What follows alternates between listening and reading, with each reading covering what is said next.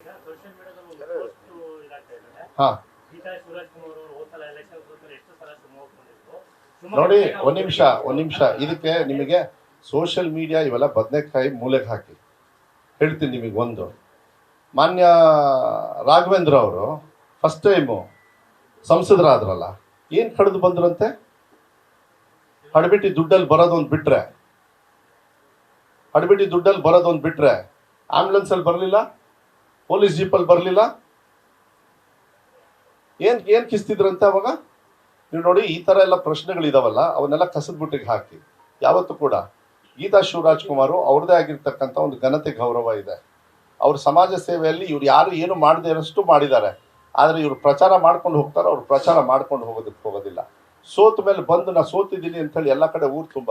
ನಾನು 5 ವರ್ಷ ಬಂದಾಗೆಲ್ಲ ನಾನು ಏನು ಮಾಧ್ಯಮದವ್ರ ಜೊತೆಗೆ ಅಡ್ಡಾಡ್ತಾ ಇರಬೇಕಾ? ಅದೇನು ರೋಗನ ಅದು?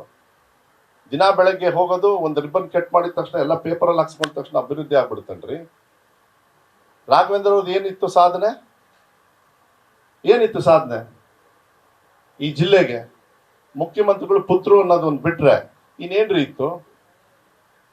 ಈ ರಾಜ್ಯದಲ್ಲಿ ಅತ್ಯಂತ ಪ್ರಸಿದ್ಧಿ ಮತ್ತು ಜನರಿಗೆ ಹತ್ರ ಆಗ್ತಕ್ಕಂಥ ಆಶ್ರಯ, ಆರಾಧನಾ, ಉಚಿತವಾಗಿ ವಿದ್ಯುತ್ ಶಕ್ತಿ, ಗ್ರಾಮೀಣ ಕೃಪಾಂಕ, ಇಂಥ ಕಾರ್ಯಕ್ರಮ ಕೊಟ್ಟಿರ್ತಕ್ಕಂಥ ಬಂಗಾರಪ್ಪ ಅವರು ಆ ಸೋಲನ್ನು ಅನುಭವಿಸ್ಬೇಕಾಯ್ತು.